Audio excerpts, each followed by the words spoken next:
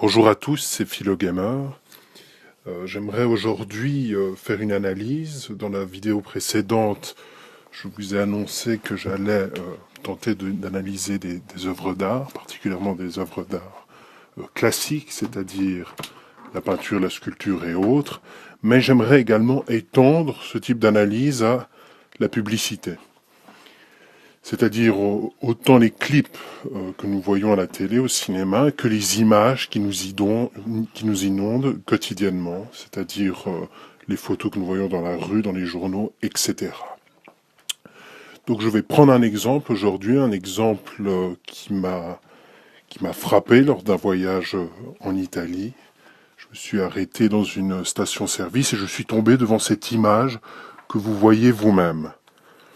C'est-à-dire cet homme qui nous regarde en face, qui tient fièrement. Je pense que la fierté est son émotion principale, de par le regard, ses yeux plissés un peu conquérants, ce buste remonté droit. Il tient ce mug sur lequel se trouve un bison. Donc ce personnage nous fait front. À l'arrière-plan, en revanche, se trouvent sur la gauche des bisons, un ensemble de posters avec des bisons et des buffles. Donc à l'avant-plan, ce bonhomme bien en chair, fier, avec un mug sur lequel est imprimé un bison, et sur l'arrière-plan, de nouveau une répétition, mais multipliée, de bisons et de buffles, sur la partie gauche. La partie droite, on voit des pièces de moteur qui sont certainement des pistons, des vilebrequins, en tout cas Oui, je pense que c'est dans les parties du moteur, ça doit être un piston, une série de pistons multipliés. Donc cette image s'articule en trois parties, si l'on veut. L'avant-plan de ce personnage, l'arrière-plan divisé en deux, et qui nous montre un règne animal, les buffles et les bisons, et un règne mécanique, les vilebrequins et les pistons.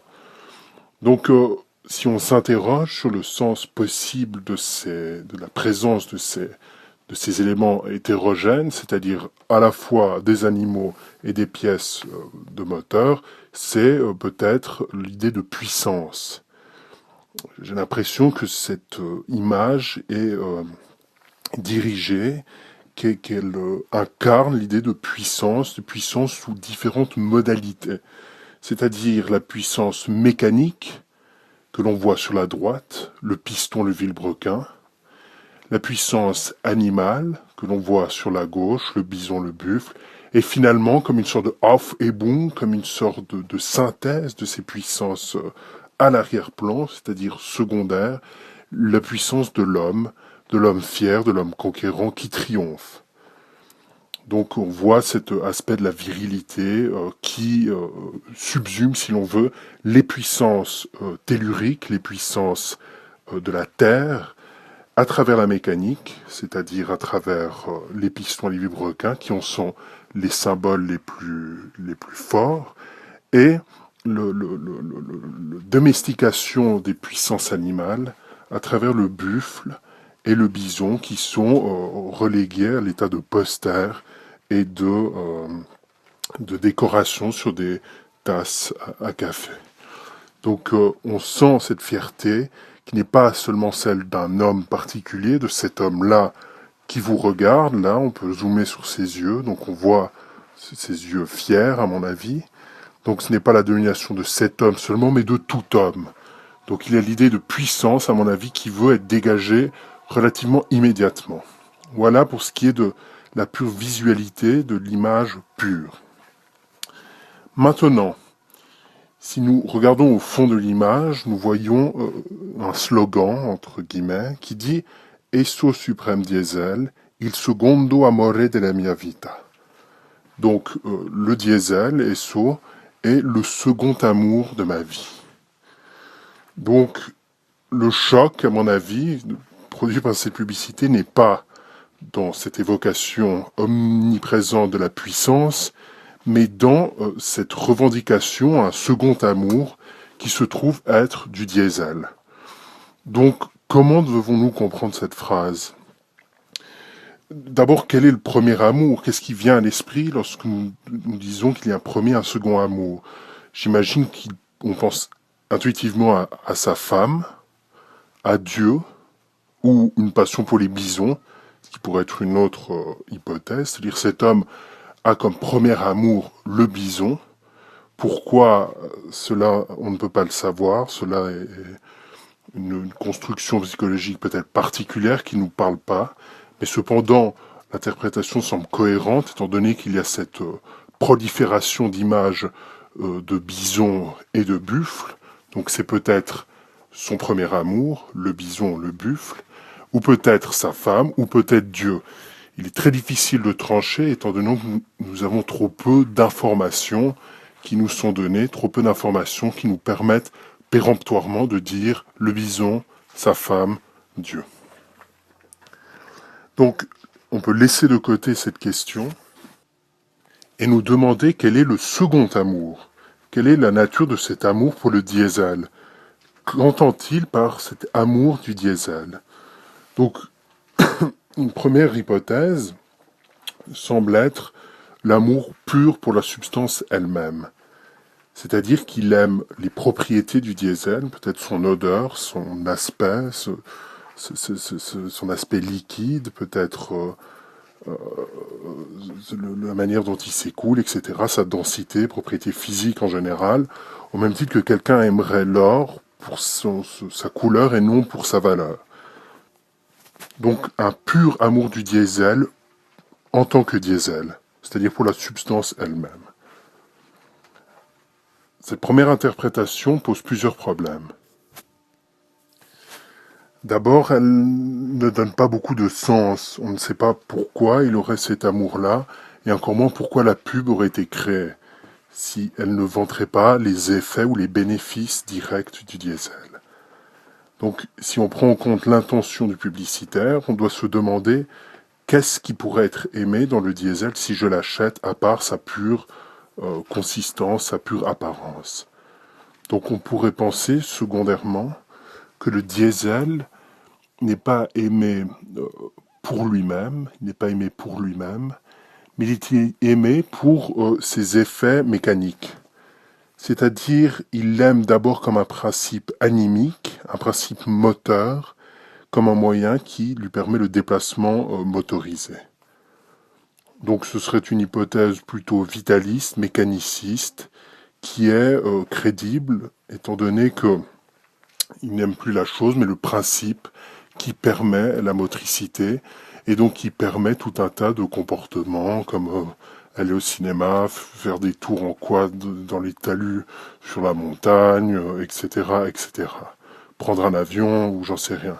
Donc cette puissance que permet le diesel est aimée, c'est-à-dire la puissance, l'agrandissement du pouvoir même d'exister, comme dirait Spinoza, et crée de la joie, et là, dans l'occurrence, de l'amour. Donc de l'amour dans la puissance même qui peut être développée de par le truchement du diesel. Une autre hypothèse encore, ce serait que l'homme aime le diesel pour les effets psychotropiques.